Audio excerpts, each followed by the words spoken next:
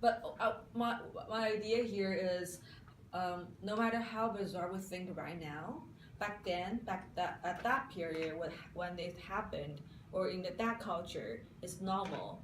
And today I'm more focusing on the idea of how women dress, like the clothes they're wearing, like through the different history and the body shape they're considering as beauty.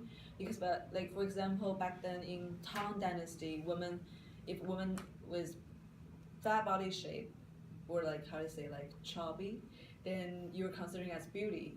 Like, but now in Asian culture, skinny women and pale skin considering as beauty. So now I'm playing a video. It's talking about through the history how women wear different, not only considering underwear actually, more about the clothing and the body shape to considering as beauty. And I have three word vocabulary. First is fecundity. Second is respiration. And the last one is grandiose. The first one, fecundity, means the ability to produce offspring. The word used really often back then when we're talking about. Do you guys know the woman of Willendorf?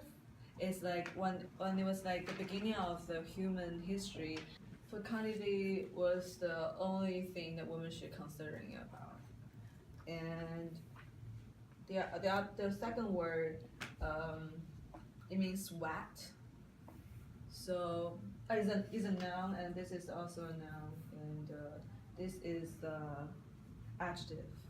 And in ancient China, silk was produced to preventing perspiration. And grandiose simply means grand, magnificent. How do you think that would show social status?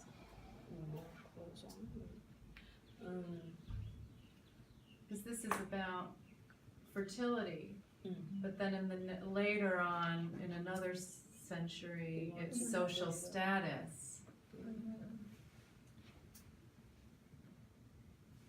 So what is the value?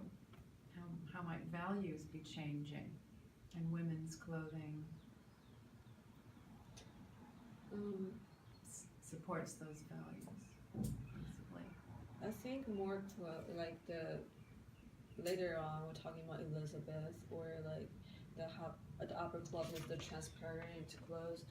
Those things actually cost more money, and in that way, that money presents your social status. So the more like good quality clothes that you wear, like the one that on the right actually should wear like a long dress, and then it looks really expensive, and that way you like indicate that you're rich, which means you're in upper class. The Queen Elizabeth is wearing a really dramatic clothes, which is unnecessary and it looks really uncomfortable. But for her, that way it looks like she's really like at the top of the society. And the thing we're talking about, the farthingale. Yeah, you guys know the farthingale? The thing that hold your dress. So that thing, we all know now, is really bad for your health because it's actually like, how do they restrict your belly part? So actually your stomach, everything just goes down, and it's really bad for your health. But for that time, and the skinny waist means like you're pretty.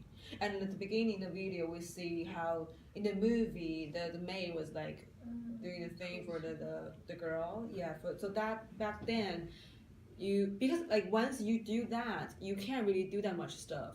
So only rich people can do that because you don't have to work a lot. You don't have like same idea of like the woman in China back then. If you have skinny fit, it means that you can't really walk. So even it's only if you are rich, then you can do that. So that idea, it proves that you're in a upper class and that you're like you don't need that do that much stuff. Like well, like think about like if you're wearing that dress, will you walk around with it? Like you won't, right?